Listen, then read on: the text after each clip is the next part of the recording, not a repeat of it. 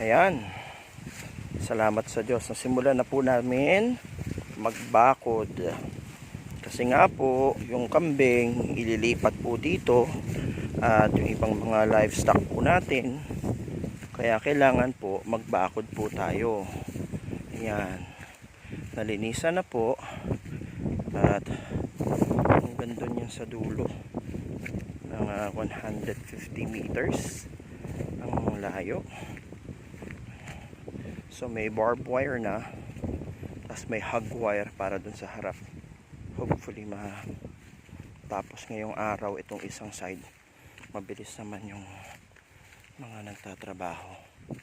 Ayan. Ako din kasama sa gumagawa para bantay at tagahakot ng mga kahoy. Tapos nagpupupuk din. Ayan, hanggang doon sa dulo yan. Tinaasan ko na kasi lalagyan ko pa rin po ng green net yan para naman hindi makalabas yung mga manok kung sakaling malagyan ng native na manok yan. Ayan, salamat sa Diyos.